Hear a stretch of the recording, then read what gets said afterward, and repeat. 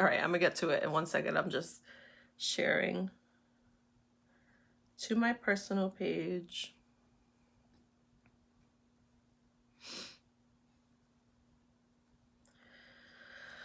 Okay, so I'm so glad to hear that, my poor girl. I'm glad to hear that. I really am glad to hear that. So yeah, I'm super nervous. I had to take a lot of notes this video. We love you too so much. I took a lot of notes for this video. Usually I try to go as unscripted as possible, but this one is still very fresh in my mind, so it's a little bit different. And I didn't want to miss anything, and I didn't want to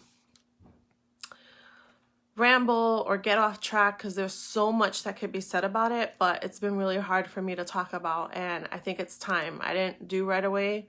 I've wanted to for a long time, but it just wasn't the timing, and now it is. So, but for now, if you're watching, whether you're watching live or on the replay, if you've ever made a decision that you regretted, I want you to drop a been there, done there comment.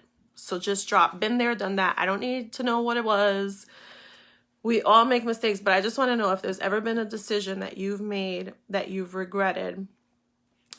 Just put been there, done that, and I appreciate that. I also want to read something that I wrote up only because it's fresh in my mind sometimes, but then I hear you, girl. I hear you. It's always in my, like in moments that I get the creativity and the words to speak, it all makes sense, but then in the future I lose some of that. So it's important for me to write these things down, and you'll find out why in this video. But I just want to read something because I want to make sure that this video does not get taken down, that it doesn't cause any red flags, and I can't be told, well, you violated anything. So it's really important for me, for this message to get out for other people who may be considering this treatment. So I just want to start off by saying I'm not a doctor. This is not medical advice. I'm looking at my notes. This is not counseling. This is my personal experience. Opinions and observations that are discussed in this video are based on my personal experience. Are based on my personal experience. Can't talk because I'm nervous. And if during or after watching this video you feel like someone can gain value from it, please share. We may not agree on everything all the time. That's fine. But if you could be part of making sure that someone makes informed decisions based on their own research, then we should all be doing that. I'm just being real. Also, ask questions as we go along. I would love for you to ask questions as we go along, because I may forget things that I want to talk about, and your questions may spark like, oh yeah, I meant to touch on that. Let's see. It also may help me not die of stage fright. Hi, Carissa. Who else is watching? I see Carissa and Amanda. I don't know who else is watching. There's a third person, but hello. Thank you for watching. I'm just getting started. So here's some like, again, ask questions, please, and I'll get to them eventually, if not on the spot. But also, I wouldn't mind an occasional I'm praying for you, or I'm with you, or I'm here for you, or keep doing your thing, something, anything that encourages me, because my heart is like going to come out of my chest in a few minutes. But I will get started on the subject. So I don't know if you've ever heard. Okay, so let me start by asking that. Have you ever heard of ECT, which is electronic convulsive therapy, or shock treatment, before this video, or even before knowing me, if you happen to be my friends? If you have heard about it before, drop a thumbs up. If you've not heard about it before, thumbs down. If you have heard about it but are not really knowledgeable about it, maybe you could put like the thinking emoji. I don't know. But let me know your thoughts. So what is ECT? Let me just backtrack a little bit on my journey. So as you know, I went to the partial program in October because I was battling mental health issues and mental health illness. And I was there for a while. The program was very helpful. The way they go about it, the way that they encourage you to share your stories so that you can get better. All of the things were great about that program. I love that program. What I will say is that I am the type of person, and if this is you, drop me a thumbs up too. Or maybe just drop like a me too. When I take medicine, I get the weirdest side effects. Like all the ones that are like not common, I get them every time. I'm not joking. It's so ridiculous. I get so frustrated because whenever I get sick or anything happens and I need to take medicine, chances are it's going to not suit my body well. So I do my best to not take medication unless I must take medication. And I know that I've spoken to people before that maybe misunderstood like what my thoughts are on this. I'm not one to be like, let me go to the doctor, I need medicine. I'm more like, is there any way we can avoid medicine because I hate what it does to my body? Yes, it can absolutely relieve some of the symptoms or get, cure an infection or whatever, but it doesn't sit well with my body, and I know that, so I try to avoid it. With that said, while I was in the program, I had to go on so many different medications because every time I took one, something weird would happen. So I was on one that was working for mood, and I was feeling better, and I was able to process things better and understand things better and just function. But it gave me restless leg syndrome, and that was a nightmare. Anybody out there who has restless leg syndrome, I am so sorry that you go through that. It is very, very difficult to go through. I remember having to teach myself tricks so that it would hurt less. Like, it's a horrible thing, and I pray for you, and I'm so sorry that you're going through that. But yeah, so my mood was great, and everything was going great as far as being a functioning adult, but my legs were crazy. So I had to say, I can't be on this. I mean, at one point they're like, well, let's treat the restless leg syndrome. We tried that. It wasn't working, and it was a fail. And that was actually the last fail for me because I had been on different medications prior to that just failed. So after a month of trying different things and treating symptoms that these medications were giving me, they diagnosed me with treatment-resistant depression, meaning that they can't really treat it with medicine.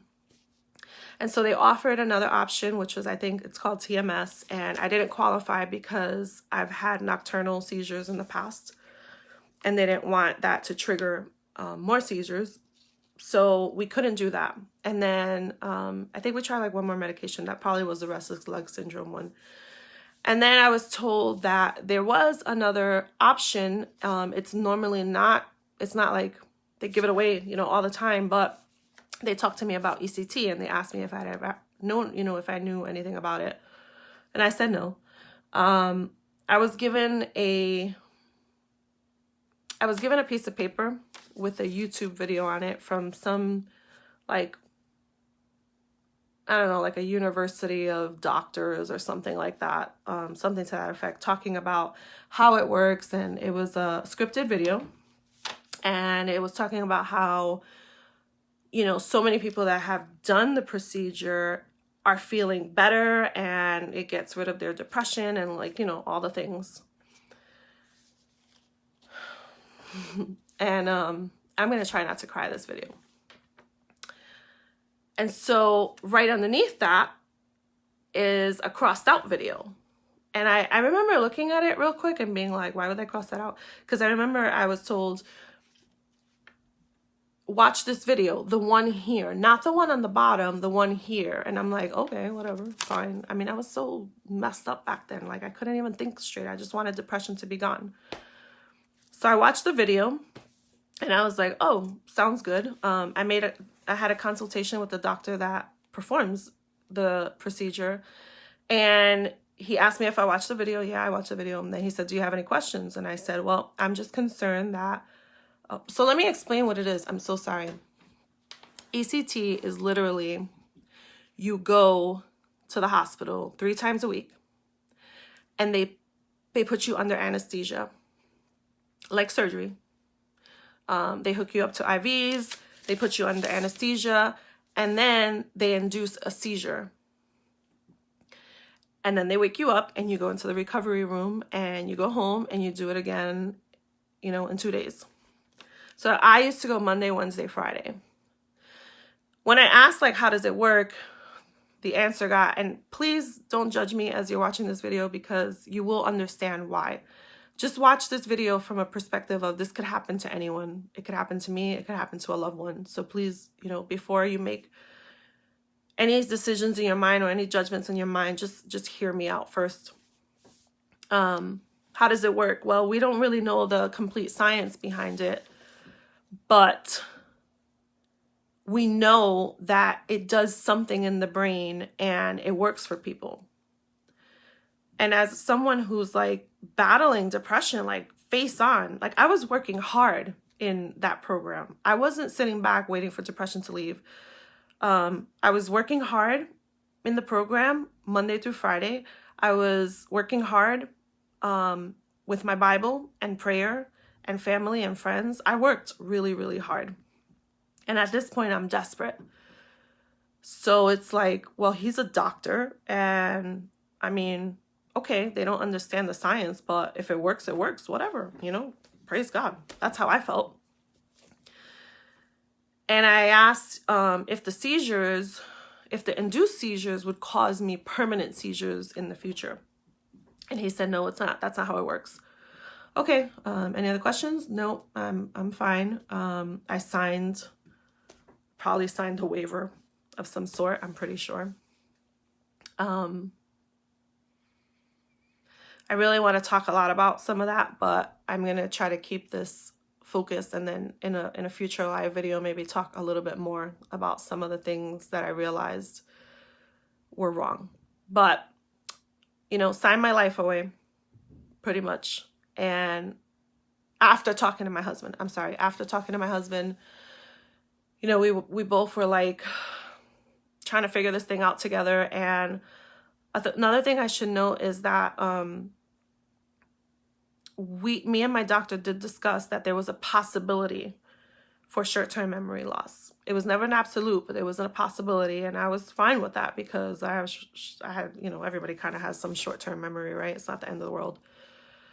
I didn't understand the degree, so I just was like fine with it, and I explained it to my husband.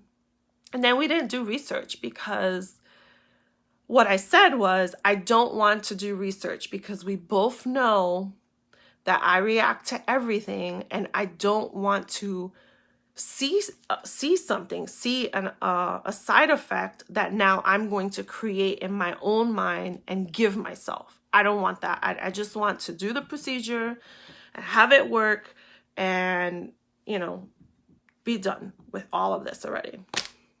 Because the pain was so real. The pain that I was in my mind, in my heart, and in my soul was so real that it was just like, do the procedure, like life or death, you know, like those situations when you feel like you're facing life or death. I really felt that way. It was very real for me. I just need to regroup. So that was how we ended up doing it. And I was told that it would be 3 weeks. Great, fine.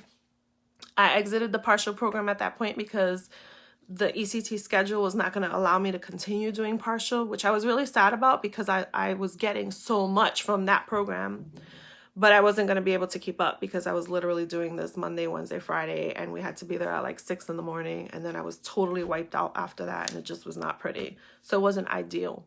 Okay, fine. I'm probably missing some details, but anyway, I started going through the procedures, and here's what happened. The first one, I was like traumatized from. I hated it. I had a headache after. I felt nauseous. I felt sick. It was scary. I felt scared inside. Like I felt like that was the scariest experience of my life for whatever reason, and I didn't understand why. And then you have to understand that when I went into that room for the first time, this huge like, you know, surgery room. There's like 10 patients and they all look zombied out, like every single one of them, which is scary. It's like, oh my God, like these people are really, really sick. I hope this ECT works for them. There was one lady, we met a couple, and the wife was the one in treatment, and she was like a zombie. Like literally, she wouldn't even smile. Like it was just such a stone face. And I thought, wow, mental illness has really gotten a hold of her. There was someone else who ended up pissing himself during the procedure because of whatever reason, whether it was fear, the shock, the electrical shock, I'm not really sure. And I only remember these things because they impacted me so greatly. It was very scary.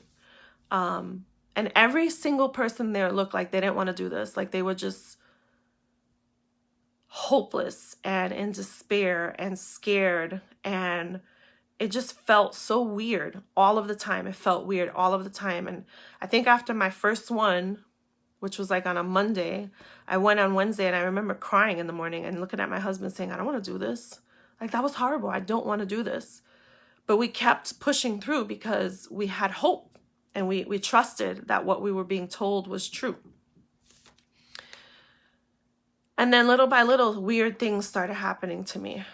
And this is all so very true. Please trust what I'm saying. I would never get on here and lie about any symptom that I've had or any effect or anything like that, because this is just too important for me to raise awareness.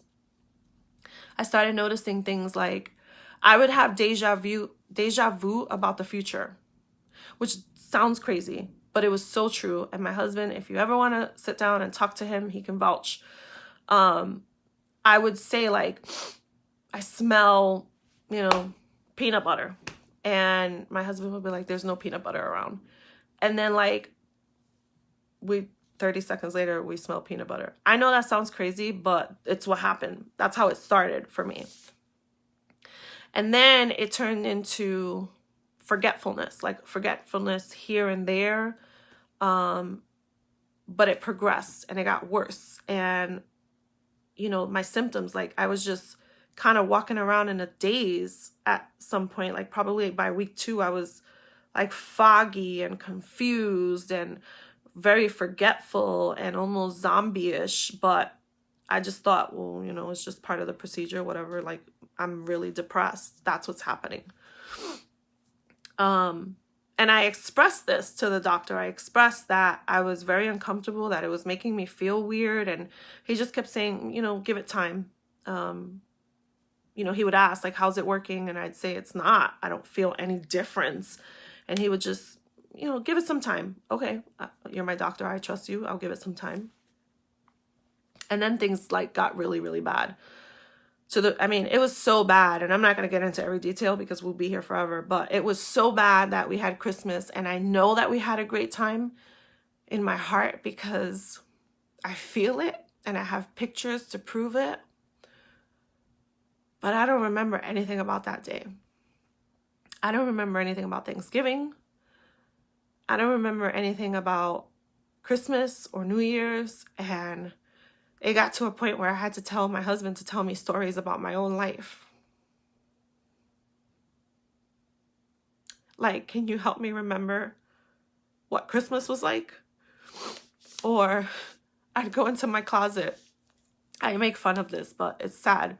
And I'd say things like, wow, that's a really nice sweater that I have hanging from the closet. Where did I get it? And he'd say, like, you bought it. Or the kids gave it to you for Christmas, or, you know, whatever, where it came from.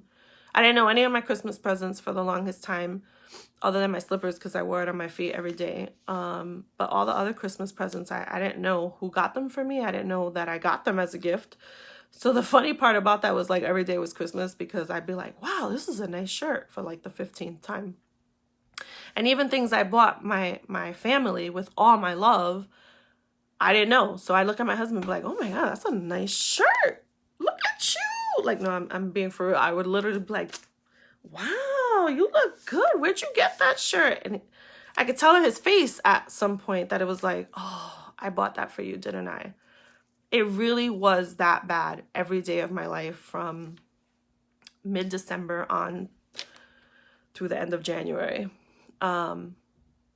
And it just got worse and worse and worse. And it really dawned on me when I would have conversations with my husband or my kids, and I'd stop mid-sentence and look at them with the most confused face and say, what are we talking about?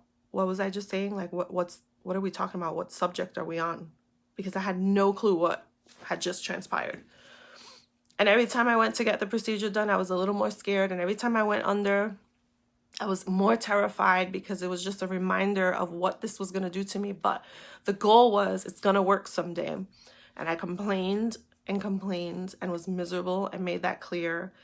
And the nurses were all lovely, but no one was listening. The doctor was not listening. So long story short, come my 4th week of ECT now, it was only supposed to be 3, I stand up for myself.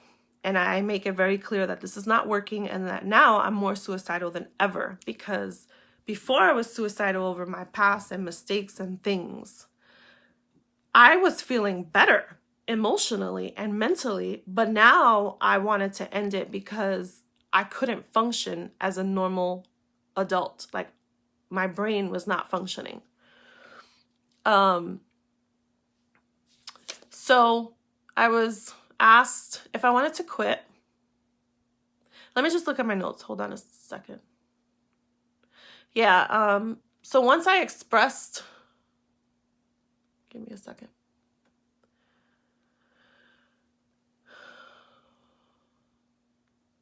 Okay.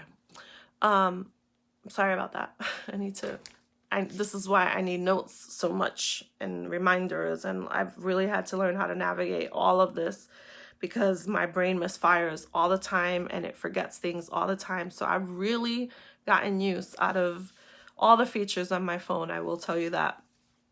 And I'm so thankful for all my friends and family who let me tell them stories 100,000 times and don't give me the look. So thank you all. But anyway, when I voiced my last concern and my anger and irritability, I was asked if I wanted to stop in a very cold way, and I said yes. And then I was told to go make an appointment with my psychiatrist, who I hadn't seen in like 6 months. There was no follow-up. There was never a phone call to say, hey, I know that, you might have had trouble getting an appointment. Do you need to talk about anything? Are you okay? Are you safe? I know you left here saying, complaining about XYZ. Yeah, my husband's right. So he just commented that he got upset. You could tell in his face. It looks like he was pissed off about me not wanting to do it anymore, with very little sympathy. And again, there was no follow-up. There was never, are you okay? I know you were suicidal because of this. Do you need to be admitted? Like, I don't know. I thought that if you say I'm suicidal, people are supposed to take that serious in the medical industry, but I think you know where I'm going with this without me having to say it. So my symptoms include, I'm going to try to wrap this up soon because I know it's been a while. My symptoms include memory loss, both long-term and short-term, severe. I'm thankful that through blogging, I've taken a lot of pictures and videos because I can remember. I can look back and remember, and I use it as a form of being able to remember what happened in that moment or on that day.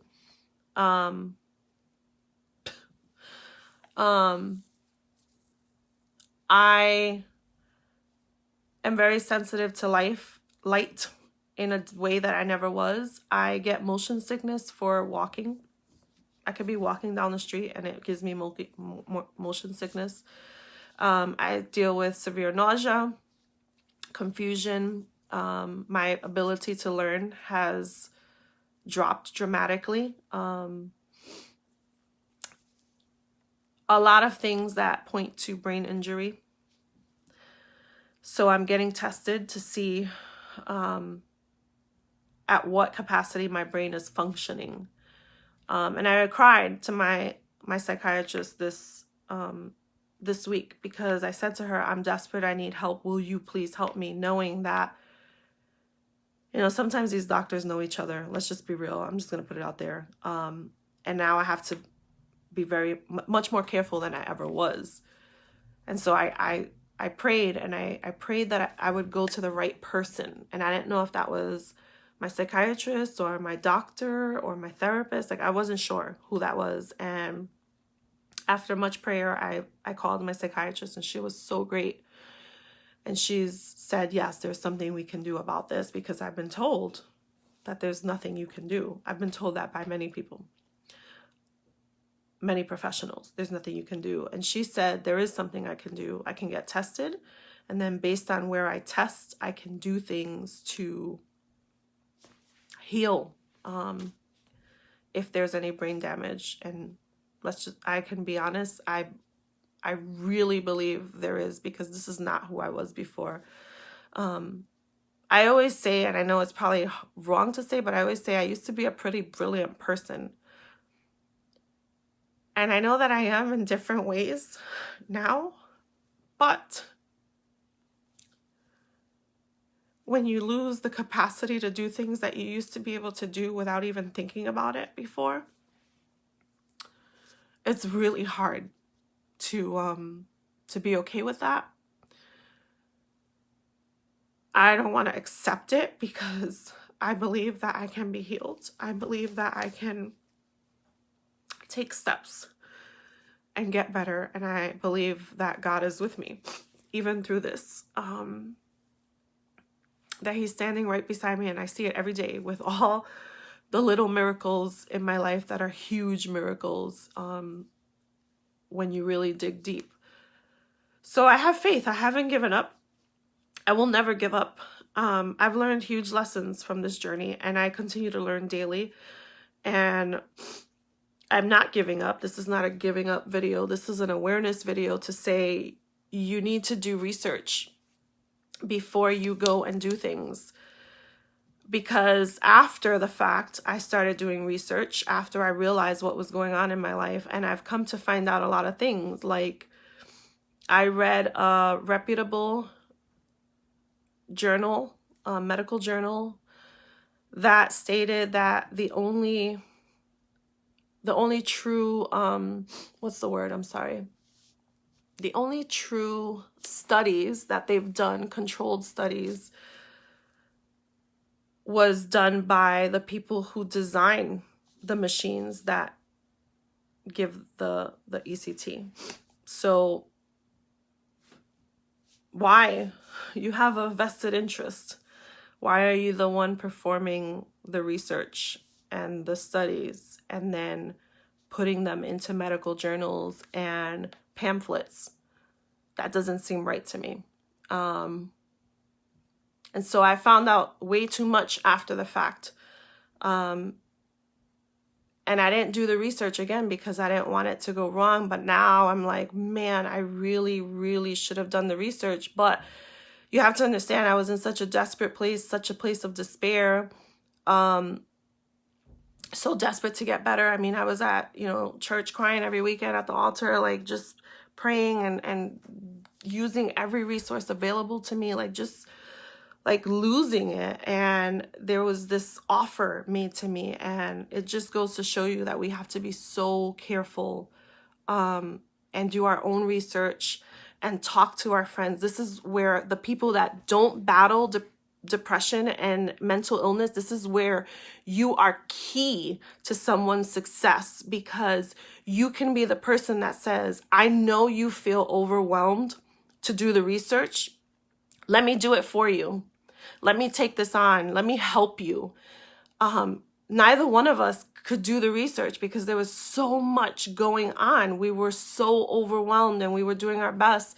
And we weren't even really talking to our friends at this point in family, because it was just like, it too much and people don't understand. And at this point, I wasn't really public about things and I wasn't strong enough. And so only a few people knew, and they didn't even know enough details to know what was going on, because I felt like a burden and I didn't want to like constantly be the Debbie Downer and talk about my treatments and all that. And I just made a huge mistake, because had I not had the fear of talking to people, maybe somebody could have said, you don't want to do this, trust me. But I wasn't there because of stigmas.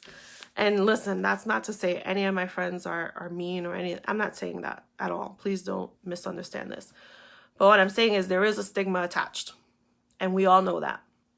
And it's very scary sometimes to talk to people, because sometimes you do get really weird responses that crush you.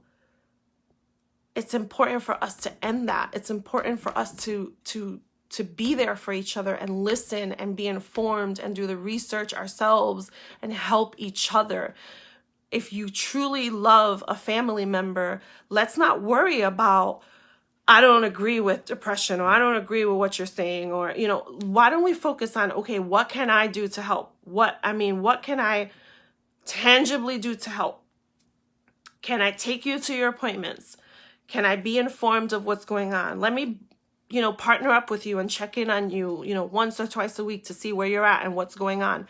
Anything you can think of, just be supportive, because you could literally be the difference between a really bad decision or a good one. So that's what I've learned the most about it.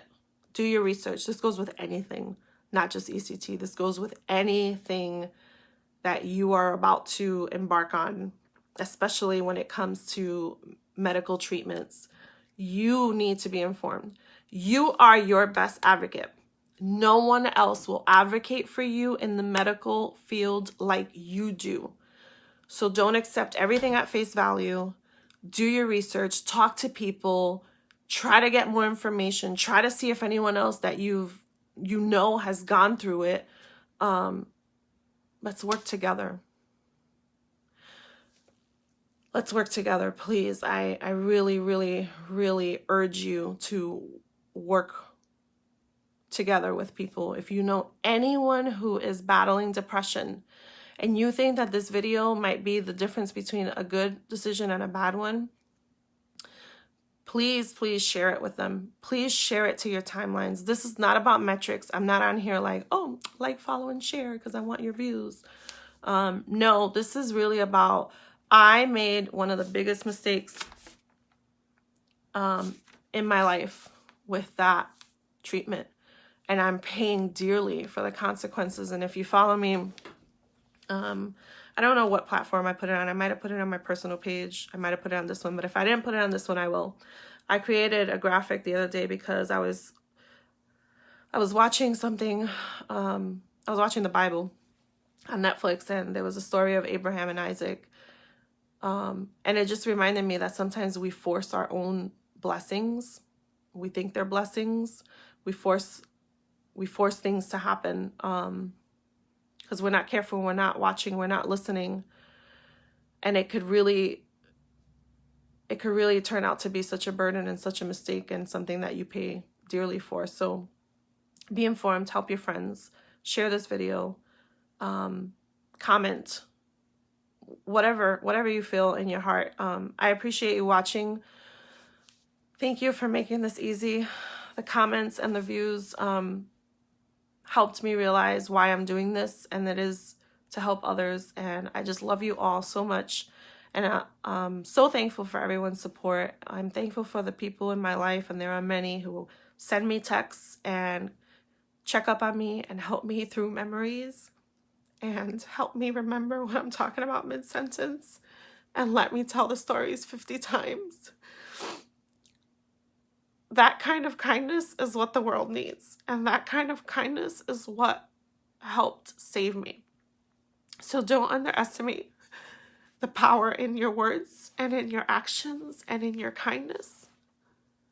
Don't underestimate the power of just loving someone through things and not judging them. Don't judge the power of just listening and being a voice for someone else.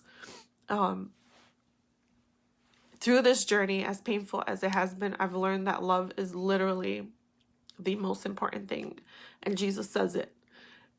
And Jesus is not a liar. And I get it. I get it for once. It's like, wow, kindness is so free and so rewarding in all aspects. Like, you think that you're doing something kind for someone, and you have no idea how much that's going to bless your own life.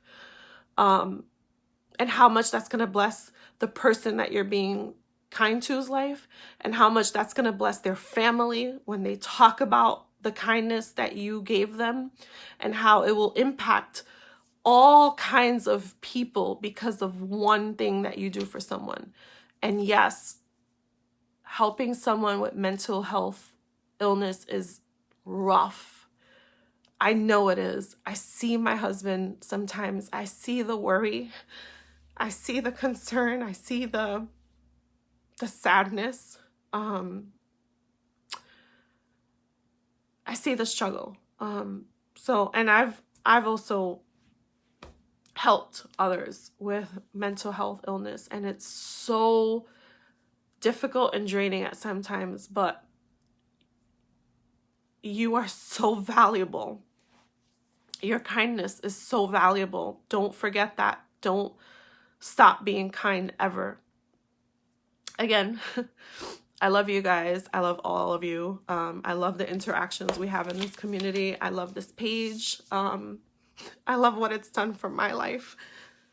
I love that through this page I've received healing, and it's been an amazing journey so far, which is why I'm saying I'm not giving up. Love you all. Thanks for watching so long. And if you're on the replay, hopefully you get the same message. That didn't really even make sense. I'm rambling because I don't know how to say goodbye. Goodbye, everybody. Good night. Love you.